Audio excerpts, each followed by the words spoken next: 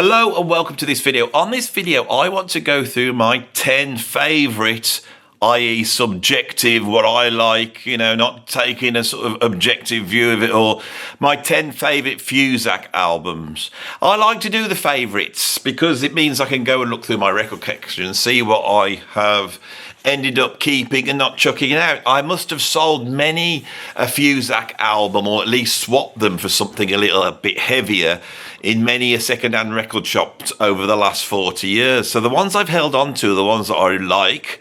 And there is sometimes, even though I've criticised the style here, I can be partial to a bit of Fuzak. Who isn't partial to a bit of Fuzak? Say you've been out wooing and you've managed to ensnare some lady into your web of seduction, and you bring them home and ask them if they would like a drink, and as they sit, splayed across your Chesterfield sofa, you might put on a little bit of Fuzak. Nobody at that point wants to listen to Machine Gun by Peter Brotzmann or Last Exit or, the Mahavishnu Orchestra. That's not going to do the job, is it? No.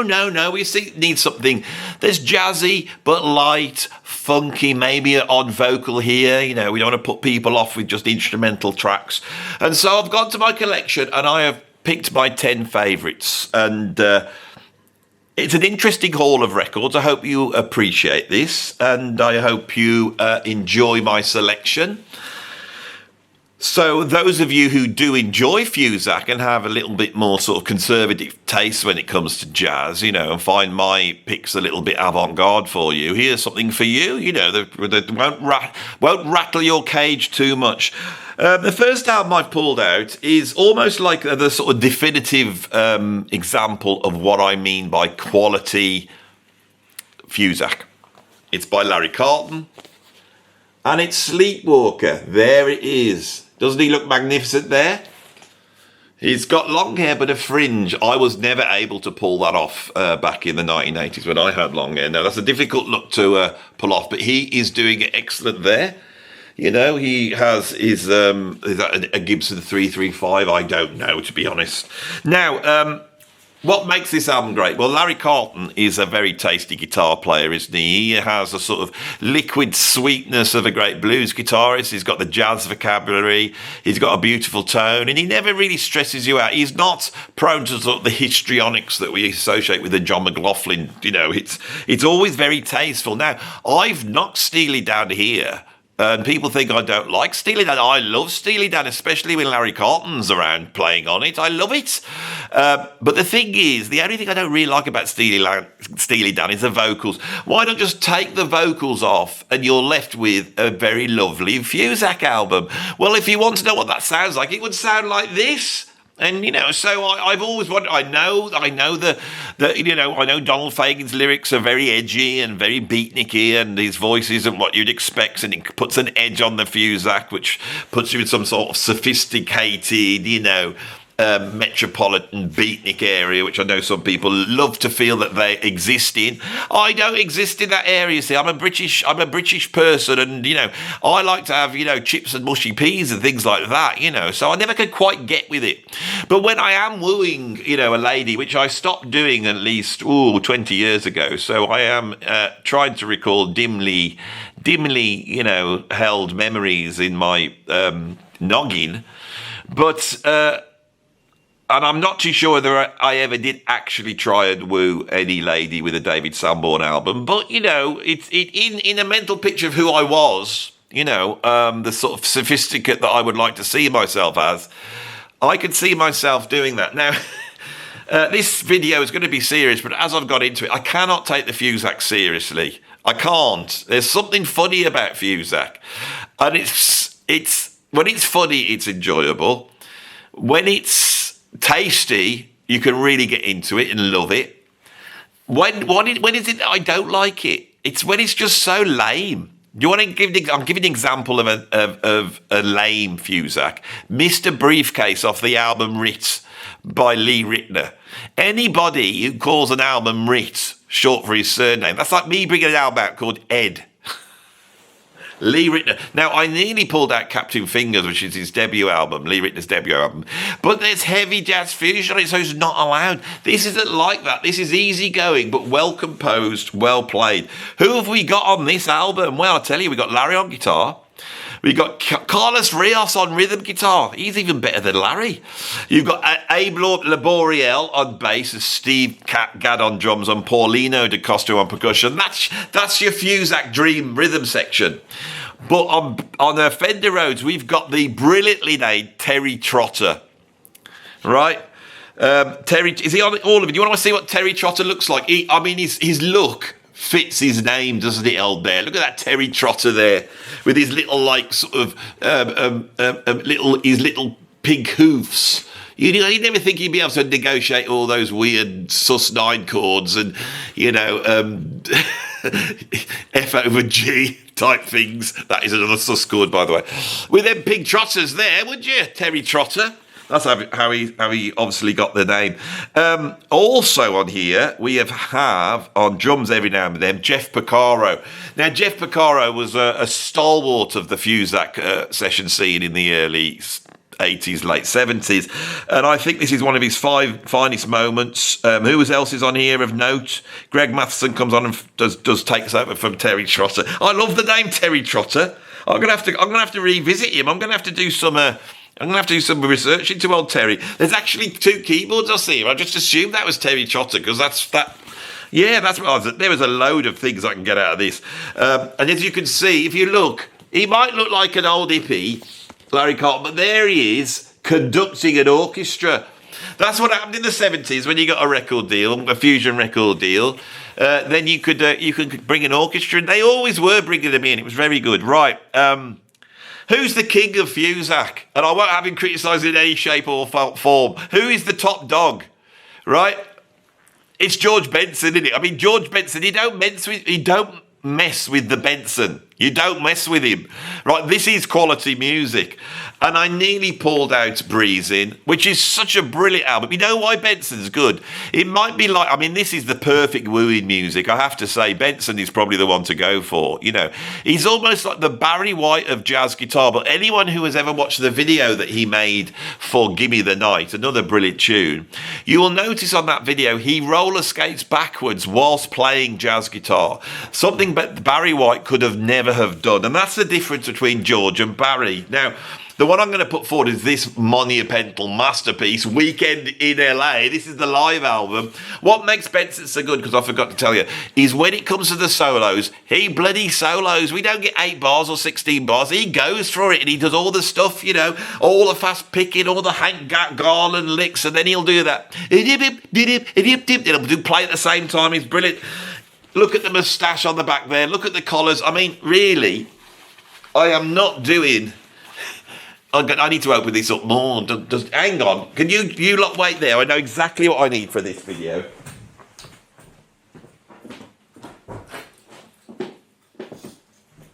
You need some sort of medallion on.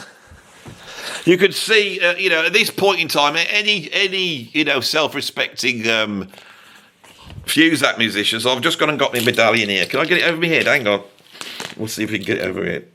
Oh, hang on. I'm putting it upside down. Right, let's put this one on, shall we? There we go. Will it go over my ears? I am keeping the. Those of you who are eagle-eyed enough. I've got a Mavish Yorkshire t-shirt on underneath. That will have to represent a manly chest. That's about the closest I get. And if I put that's better. Now, certain young members, viewers will be going, "What's that medallion that's Andy's got on? What is going on there?" And they'll be wondering why Terry Trotter has made an appearance here, but it's not Terry Trotter. Young people who are watching this, can you tell the elders who that is in the comments? Look, can you see that, everybody? Can you see it? Oh, there's loads of exciting stuff on this video, isn't there? Sea of Tranquility don't have stuff like this on. Right, Weekend in LA double album. He really plays. He's got the usual Phil Upchurch on rhythm guitar, Ronnie Foster on keyboards. Ronnie Foster made some heavy jazz fusion albums in the early 70s. He's a heavyweight. George Dolto on acoustic piano keyboards, Stanley Banks on bass, Harvey Mason on drums, and Ralph McDonald on percussion. Recorded in 1977, probably 77, 78, 79. That is your golden era of Fuzak. George Benson, I absolutely love him. What's in the middle? Shall we have a look? Because it's a gatefold. It's a huge picture. Now, I have a medallion on, which sports... I'll show you it again. There, can you see? That's the mind medallion. What does George Benson have on his medallion? What do you think he has? Of course he has. Can you see? GB. That doesn't stand for Great Britain, does it? Right, let's move on. The other godfather of jazz rock fusion, Fuzak, a mighty player, an incredible player, actually, one of the great archetypical sounds of jazz rock fusion. Along with Michael Brecker, the other ultimate stylist of that era was, of course, David Sanborn. I would say, because this isn't ranked, but this would be my number one Fuzak album. This never goes into heavyweight territory. It's always light and airy, but it's also high quality as well, and that is Voyeur. This here is your Sergeant Pepper of Fuzak, and I love this album. The lineup, of course, Sanborn alto saxophone, Steve Gadd drums, of course, with Marcus Miller on bass. Now, I haven't got a Marcus Miller album. I've got one on CD. I didn't want to have one CD in it. I couldn't find it anyway. But Marcus Miller is he's like another king of Fuzak. These are all great players. Buzzy Featon on electric and acoustic guitar. Lenny Castro on congas, Mike Kalina on OBX synthesizer. And of course, we've got a whole bunch of lovely ladies on backing vocals on some of these. That's a great album, isn't it? Right. When I was a kid, my dad became obsessed with this record that went in the charts. It was called Morning Dance, and it was by a band called Spyro Gyra. And Spyro Gyra explored the sort of Latin American end of Fuzak. My dad loved Latin American music, so he bought this single and he played it over and over again. I hated it at the time because I was into like Angel Witch. But unbeknownst to me, this is probably one of my earliest exposures to something that could be called jazz fusion, you know. Little did I know that many years later, I would find myself buying albums by Spyro Gyra. And the one that I like is this one from 1980, because I like the cover. I've got a couple of CDs of them, and when I put them on, I can't really differentiate one Spyro Gyra album for the next. But it's lovely stuff. It's light, it's airy, and it's got a Latin American. If you don't want to go towards the world of cheese and put the Latin American end of the Fuzak spectrum of sound, and you can't go wrong. This is, of course, the brainchild of Jay Beckstein, who played saxophone, also Fender Rhodes, and we got a whole bunch of people on here. And we also have on guitar Hiram Bullock. What a player. He's on this one, playing guitar. But we've also got John Tropea on guitar. Now, John Tropea made an album that I have always loved, which is very Fuzak-y, and it's this thing here. This is called Tropea. I couldn't tell you that much about it. I've got 3 John Tropea albums. This is my favourite one. It's very easy listening. The cover's great as well, and that redeems anything, right? And there's the back. We've got a picture of his guitar, which is a Gibson Les Paul. Very nice. We have some sort of psychedelic front here. That looks like the background to Devotion by John McLaughlin. And then in the middle, we've got a sort of cartoon of Mr. Tropea, going on to the sunset on a sort of, it looks like an etching, doesn't it? An etching. Anyway, that's by the by. The reason I love this is the lineup is this. We've got Rubens Bassi on percussion, Tropea on guitars, Don Grolnick on keyboards, Will Lee on bass guitar, and then we've got 2 drummers. We've got Rick Maratta and Steve Gadd, and they're positioned in stereo. The drum grooves on this are amazing. Steve Gadd, God, how many albums is he on? Will he be on the next album, you ask yourself? Well, we'll find out, shall we? Chuck Mangione, he's a bit far down the fusion, the black hole for me. He can get a bit too fused, and then we're getting there towards Herb Alpert territory. I've got a great Herb Alpert album, though, so I do enjoy it. One of my lovely viewers, a few months ago, they sent me this album to check out, and it's monstrous. I think it should not really be on this list, but I'm going to show you it. It's Alive by the Chuck Mangione Quartet. What is that quartet, we ask yourself? Well, it is Chuck Mangione on flugelhorn, perhaps the only jazz fusion musician that I have featured here that has also appeared on The Simpsons.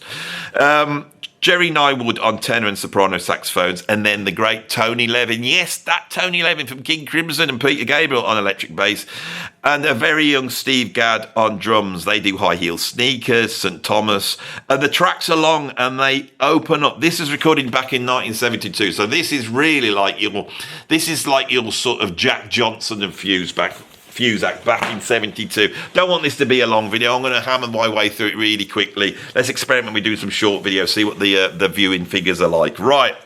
I grew up listening to the Manhattan Transfer. Now, they're a vocal pop group, but they do err towards the Fuzak. Well, actually, they sort of err towards a sort of vocally sort of parody of big band sort of, and sometimes French sort of vocal styles. In 1979, they brought this album out. My mum and dad owned this album. When I started drumming, I noticed this album had lots of styles of music on it, so I tried to learn it. And although I thought it sounded like pants, I find it difficult to nail all the styles on this. It's a really important album to me. Now I absolutely love it. This is the album that features their version of Birdland by Weather Report. And of course, this is the better version. I don't care what you say, where they'd match all the vocal part, all the keyboard parts, but they all do it on vocals.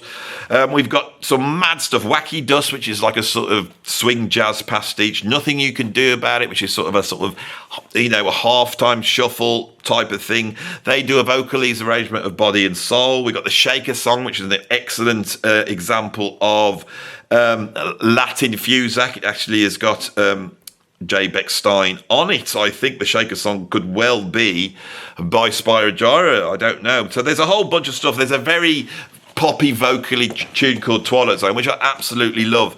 I have to shout out, I'll just shout out the drummers. This has got a wealth of musicians, but on this album we have Jeff Porcaro and Ralph Humphrey on drums predominantly. I interviewed Ralph Humphrey, who was probably most well known for playing for Frank Zappa and Don Ellis, and I was able to, just before he died, tell him what an incredible drum performance he puts on here. Even though we've got Jeff Porcaro here, it's on Nothing You Can Do About It, which has the sort of Purdy halftime shuffle that Porcaro made famous on Rosanna. It's actually played on here by Ralph Humphrey. I learnt my halftime shuffle, which is always that thing that drummers have to do. You have to nail the halftime shuffle, or you're not a proper drummer. I learnt mine from Ralph Humphrey, so I was able to show him a little bit of respect. Right, another giant of Fuzak, and I wish I had Wine Light to show you. I haven't. What I've got is the Anthology, which is absolutely wonderful. This is the best of Grover Washington. Yeah, this is how cheap and cheesy this is. No other YouTuber would do this, but I don't own Wine Light. If that would be the one to have. So imagine this is Wine Light, but I love this album. This has got The Best Is Yet to Come. It's got East River Drive, Be Mine, Can You Dig It? And of course, the incredible Just the Two of Us, which he did with Bill Withers. I also have the best of Bill Withers in there, and that's the area we're going into. Grover Washington was a heavyweight. He was a serious player. He wasn't fiery, but he was beautiful, soulful, and he had a groove, and he was the man. I love Grover Washington. Absolutely amazing player. Right. What about when great musicians slum it and they go towards the Fuzak, Well, I've got a couple of albums to represent that. The GRP stuff in the 80s, a lot of that is a bit too Fuzak-y for me. And it's always erring a bit too close to cheese for me.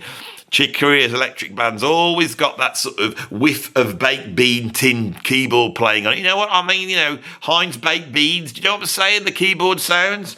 Probably one of the classiest GRP albums was made by John Patitucci. His debut album is really easygoing but great fusion, and the lineup is incredible. Chick Corea, Michael Brecker, Peter Erskine, Dave Weckl, Vinnie Colaiuta, John Beasley's Dave Witham, and Rick Rizzo. This is an amazing album. He followed this up with the album On the Corner, And I really thought this is where John Patitucci starts. This is where the crack starts. On the Corner, I no longer have. I know that because it had one of the most awful covers in the history of jazz, which featured John in his designer leather jacket outside some sort of bistro being eyed up by some blonde woman, whilst the incarnation of Satan stared at him with the eyes of death, whilst winding down some sort of window bloody covering thing. It was the strangest album. And then he chooses to call it On the Corner, which of course is also the name for a Miles Davis album, as though he has no awareness. It's another jazz rock fusion album called On the Corner that makes his album look even more trite. And it is very trite. This one's not quite as trite. It's great. And Vinnie Colaiuta is of course off the scale. John Patitucci is one of the greatest bass players of the last 40 years, and I'm being serious now, I think when he got the gig with Wayne Shorter, it sort of propelled him to being one of the master bass players. But of course, before them, although he had the virtuosity, there was a lot of sort of very nice haircuts and Italian suits going on. So I get to the last one, and my hero, I'm going to offer this album, which I absolutely love, Billy Cobham. Billy Cobham, towards the end of the 70s, started towards Fuzak. He started to, get a few vocalists on it and stuff like that. And this is probably the most Fuzak-y he got. He followed this album up, which is called Simplicity of Expression, with an album called BC, where he starts to go towards disco. I nearly pulled that one out. That's the one with What Is Your Fantasy on, which is one of the greatest disco tunes ever made. Funky. This one's more Latin vocal jazz and features the excellent vocals of Kamal. I wonder what happened to him. The lineup's incredible. Billy Cobham on drums, of course, Mark Soskin on keyboards, Ray Moulton on guitar, Charles Singleton on guitar, the great Randy Jackson on bass, Eddie Daniels on tenor sax. We've got Marvin Stamm and Mike Lawrence on flugelhorns, Wayne Andre, Alan Ralph, George Quinn on trombones, and Brooks Tillerson on French horns. We've got a concert master. We've got a full orchestra on here. The orchestra is arranged by Jay Chataway. Steve Kahn appears on this album at some point. He was working with Billy Cobham at the time. I nearly pulled a Steve Kahn album. I nearly pulled Tightrope out, but I thought, no, this is too heavy. Now we're going towards proper jazz rock fusion. This is light Latin jazz, but it's so brilliantly done. And Cobham he plays the drum like a percussionist, and he understands that so well. And it's the Latin jazz aspect of that album that makes it so great. And so you may have noticed something happened then. Did you notice what happened then? My camera has run out, and so I've had to transfer over to the iPhone. I can't be asked getting me. Let's just stick it down here. I've got one of them. I'll finish off like that. There we go. That's not a view you see every time, is it? This is bad YouTubing. I was having a go at a bloke the other day because I said he was YouTubing and putting the camera up his nose. But here I am doing it now. I got to tell you something, though. I have noticed I haven't got all my lights on. I've just sat this up. It is a nice sunny day today, but I think the natural light looks better. Don't you think the natural light looks better? How yellow are my teeth looking today in the natural light? Yeah, still pretty yellow. I had someone over, when I was interviewed Truth Savior about, whether jazz is black or not, I was criticised for having yellow crooked teeth by some of his viewers. I bet whoever said that had really white teeth, didn't they? You know what I'm saying? Bet they did. The thing is, my teeth are a little bit yellow, but I also have a white pasty face. So that's the problem being white and pasty. Is that your teeth look yellow. I've got to be honest, this picture looks really good. I've got all these bloody lights up here for why am I doing it? I don't understand this YouTubing. Anyway, that was my top 10 Fuzak albums. What are we missing from this? And I tell you, I can't believe I don't own an album by this group. I should have more than a handful of Crusader albums. I saw the Crusaders back in the early 90s. They were incredible. I do own a Randy Crawford album, but does that count? I think the Crusaders are on it. I could have pulled that one out, actually, but then we were in towards pop music. The early Crusaders albums are better. They're like really nailed it. So I haven't got any Crusaders. You've got the Yellow Jackets. They can go towards being quite heavy for jazz rock fusion, the old Yellow Jackets. Who else have we got in this? there's some real crimes against nature. If you want to really hear it at its worst, if you go into my playlists, you will see a playlist which is something like crimes against jazz rock, and it's got them all in, you know, special effects and all this horrible bloody stuff that came out in the 1980s. The 1980s seemed to put the kibosh on the Fuzak, but the Fuzak, I feel like I don't. You don't want to be looking. I'll go like that. That's better, isn't it? The Fuzak is a worthy. It's a worthy sideline of jazz rock fusion. Of course, the Fuzak and what was laid down on those albums in the late 70s then went on to feed into, American soul pop music. And we hear its influence on with Michael Jackson, with Chaka Khan, with Lionel Richie. It's all there. And so it's very interesting to take that line from the wild experimentation of Tony Williams' lifetime, the Mahavishnu Orchestra, represented here. Get out of the way, John. By the Mahavishnu Orchestra on my T-shirt. There we go. Ends up with George Duke appearing on Off the Wall, which he does, doesn't he? Yes, anyway. I think we're at the end of the video now. It's not a very long one for me, but I'm experimenting with doing short videos. I think that's what I'm doing. I'm experimenting with doing normal length videos. Everyone else does this. I'm going to finish up now, so I'm going to go home and get something to eat. So that's the next thing to do. So thanks for watching this video. If you enjoy this sort of video, then put a like on it, click subscribe, and I will see you on the next one. Lovely viewers.